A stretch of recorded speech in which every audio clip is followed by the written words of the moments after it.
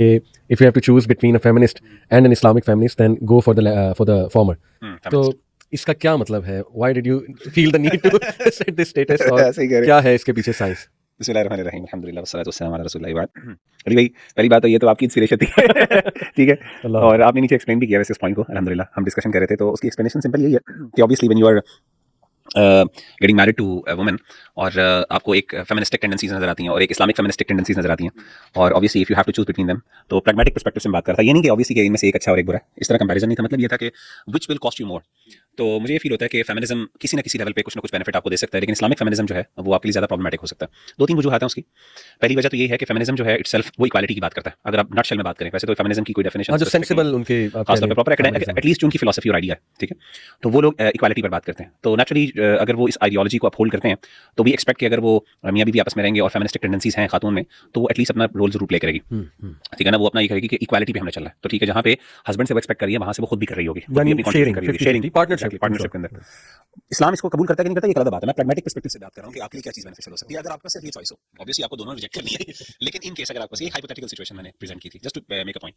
और अगर आप इस्लामिक पर्सपेक्टिव में जाएं और खासतौर पे इस्लामिक फेमिनिस्टिक पर्सपेक्टिव में कहूँ, इस्लामिक तो नहीं, इस्लामिक फेमिनिस्टिक पर्सपेक्टिव में बात करें, तो उस पर्सपेक्टिव में एक मर्द के लिए ज्यादा नुकसानदेह, क्योंकि होता यह है कि वहाँ पे एक खातून जो है वो जिसे कहते हैं ना 100% एक्सपेक्ट करती है, यानी उसने इताअत और फरमाबरदारी वाला कॉन्सेप्ट जो जज्बा है वो तो है नहीं, लेकिन 100% आपसे लेगी, ठीक है ना। मैं उसकी मिसाल देता हूँ, बड़ी फनी आमतौर पे कोट किया जाता है, बेगमात कोट करती हैं, तो इस कॉन्टेक्स्ट में वो बात समझ आएगी। वो कहते हैं कि जी आपके पैसे तो मेरे पैसे, मेरे पैसे मेरे पैसे बिल्कुल सही, ठीक है ना। ये है वो इस्लामिक फेमिनिस्टिक आइडिया। अगेन इसकी स्टेटमेंट का मतलब क्या है, इसका एक सही मतलब भी है, गलत मतलब भी है, लेकिन मैं वैसे बता रहा हूँ कि ये जो मेंटालिटी है ना कि मतलब मैंने अपना हक तो पूरा लेना है लेकिन don't expect in return anything from me. तो फेमिनिज्म ऑन दैट, अगर हम प्रैग्मेटिक पर्सपेक्टिव में बात करें तो प्रैग्मेटिकली वो चीज आपके लिए बेनिफिशियल है। That was actually my point. तो इसमें किसी जगह पे मैं एक को वैलिडेट नहीं कर रहा, मैं ये नहीं कह रहा कि फेमिनिज्म ठीक है और इस्लामिक फेमिनिज्म गलत है, ऑब्वियसली। और ये भी बात ठीक है, कई लोगों ने कहा कि फेमिनिज्म तो एटलीस्ट नॉन मुस्लिम्स का कांसेप्ट है, इस्लामिक फेमिनिज्म एटलीस्ट मुसलमान होती है। डेफिनेटली उस पर्सपेक्टिव से देखें तो एक इस्लामिक फेमिनिस्ट खातून अल्लाह के यहाँ शायद उसके लिए निजात का बायस है, लेकिन मैं प्रैग्मेटिक पर्सपेक्टिव में बात कर रहा हूं और आपने भी माशाल्लाह नीचे कमेंट में इस चीज की वजाहत की थी। यानी पॉइंट इज कि ये ज्यादा डेंजरस है कि यू आर साइटिंग शरिया exactly in the name of Islam, in the name of Islam, और अपनी जिम्मेदारियों से बर्खास्त होने के लिए you are citing Shariah.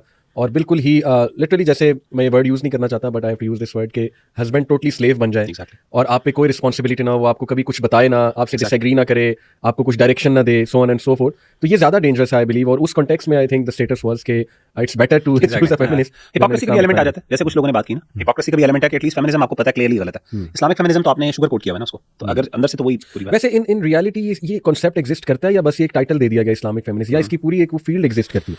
Islamic feminism पूरी एक फील्ड है भाई, और मेरे ख्याल से अलग डिस्कशन भी की जा सकती है। इस्लामिक फेमिनिज्म जो है वो अपने आप को थोड़ा सा डिफरेंशिएट करता है जो कंटेम्प्रेरी फेमिनिज्म है उससे। वैसे तो फेमिनिज्म की बहुत सी मूवमेंट्स वेव्स चल रही हैं, डेफिनेटली 5-6 मूव चल रही है वाले में। जो इस्लामिक जो फेमिनिज्म है ना, इन नटशेल वो पता क्या है, यानी अगर आप उसको कॉन्टेक्चुअलाइज करें तो वो ये है कि दीन की जो एक अभी जो इंटरप्रिटेशन एग्जिस्ट करती है ना, वो मेल डोमिनेंट है। सही। तो हमें उसको री इंटरप्रेट करना है और उसको फीमेल डोमिनेट करना है, या एटलीस्ट हमें उसको इक्वालिटी पे लेके आना है। तो they believe in the whole reinterpretation of Islamic text. ये बहुत खतरनाक बात है, यानी मैं समझता हूँ कि फेमिनिज्म से भी ज्यादा खतरनाक बात है। असल में फेमिनिज्म अपने आप को इस्लाम से रिलेट नहीं करता, फेमिनिज्म एक इटसेल्फ एक आइडियोलॉजी, लेकिन इस्लामिक फेमिनिज्म कहता है कि शरीयत को अब हमने, कहते हैं कि ये शरीयत को जो पूरा डिफाइन किया गया ना, वो एक मेल पर्सपेक्टिव से डिफाइन किया गया। सारे मुस्लिम मेल स्कॉलर्स हैं, मुहद्दिसून जो हैं, फुक़हा बड़े सारे मेल्स हैं, पेट्रियार्की नजर आती है आपको, मिसोजिनी नजर आती है, माफ करें, और उसकी वो कोई एग्जांपल्स कोट करती हैं। तो now we have to read it और reinterpret it from a female perspective. तो आपको याद होगा एक मशहूर एक ना क्लिप भी वायरल हुआ था, एक खातून ने कहा एक एंकर को, और हमारे पाकिस्तानी किसी शो का था, और एंकर ने बड़ी अच्छी बात की। उसने कहा कि अगर आप एक फीमेल पर्सपेक्टिव से देखें इस्लाम को या कुरान को फीमेल पर्सपेक्टिव से पढ़ें, तो उसने उसको कट करके कहा कि फीमेल पर्सपेक्टिव क्यों, ऐसा मुस्लिम पर्सपेक्टिव से नहीं पढ़ना, तो व्हाई फीमेल पर्सपेक्टिव, ये जेंडर्स कहां से आ गए? Exactly.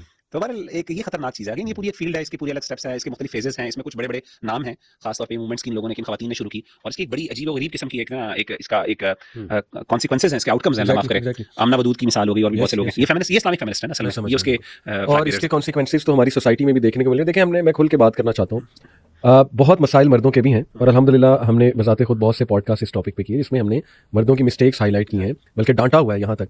But on the other hand we must not deny the reality और द फैक्ट्स के मर्द भी पिस रहा है, बिल्कुल ऐसे। और ऐसी रूथलेस स्टोरीज मुझे सुनने को मिलती हैं कि घर कैसे टूटा या किस तरह मतलब जीना हराम हुआ है एक फैमिली का, ओवरऑल फैमिली की बात करूंगा, औरत का भी मर्द का भी, बिकॉज ऑफ दीज कॉन्सेप्ट्स कि नहीं बस मैंने कुछ नहीं करना, सब तुम्हारी जिम्मेदारी है, खाना भी मैंने नहीं बनाना, तुम्ही ने मुझे खाना प्रोवाइड करना है, ठीक है, यानी हर चीज़ जो है ना वो शरिया को यूज़ करके हर उस जिम्मेदारी से छुटकारा हासिल करना और रूथलेसनेस दिखाना, तो ऐसी बहुत सी स्टोरीज हैं।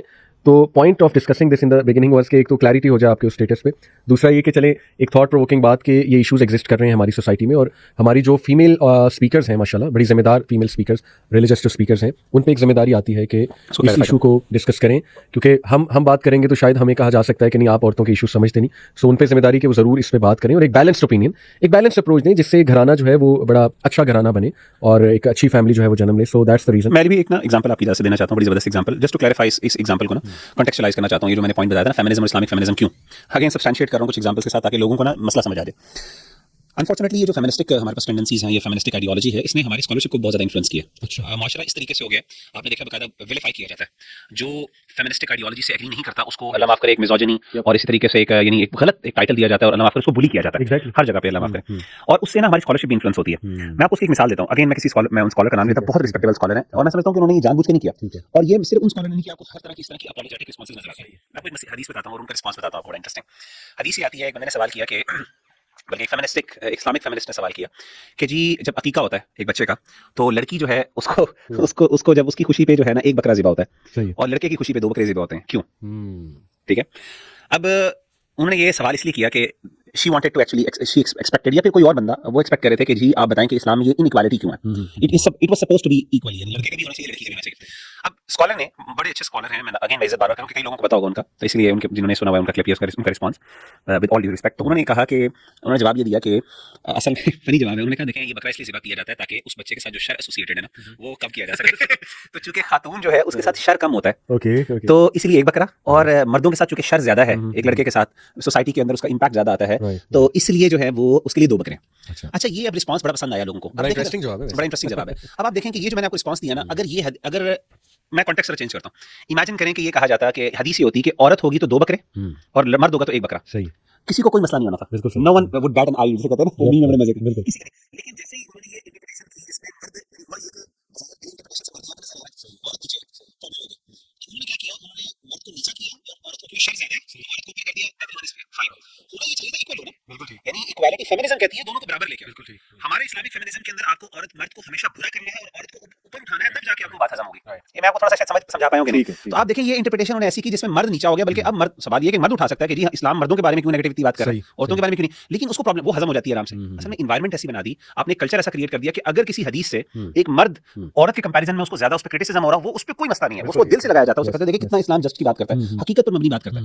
लेकिन अगर औरत पे बात हो जाए तो एकदम इनइक्वालिटी की बहस हो जाती है। तो फेमिनिज्म ये कहता है कि इक्वालिटी पे लेके आओ। फेमिनिज्म यहाँ तक कहता है, फेमिनिस्ट जो होते हैं एक्चुअल में जो आइडियोलॉजी को अपहोल्ड करते हैं, वो कहते हैं कि अगर मर्दों के लिए, औरतों के लिए जो बसेस के अंदर जो अलग से जगह बनाई होती है या खवातीन के लिए, वो नहीं होनी चाहिए, उनको भी खड़ा होना चाहिए। जहाँ पे मर्द बैठा हुआ है तो औरत को खड़ा होना चाहिए, बेशक वो प्रेग्नेंट है, जो मर्जी है, वो कहते हैं इक्वालिटी पे खड़े हो, और वो इस चीज को अपहोल्ड भी करते हैं, वो इसको ऑनर भी करते हैं। हम लोग क्या करते हैं, खातून कहती है नहीं मेरे लिए अलग जगह भी हो, मुझे अलग से लाइन भी बनाया जाए, मुझे एक प्रोटोकॉल भी दिया जाए, लेकिन किसी जगह पे मर्द को बेनिफिट भी ना मिले, अल्लाह माफ करे। ऐसे ही गलत मैंने बताना, इन अ नटशेल ये डेंजर है इसका, इसका एक इस्लामिक फेमिनिज्म जो आजकल बात हो रही है। अच्छा खैर, ये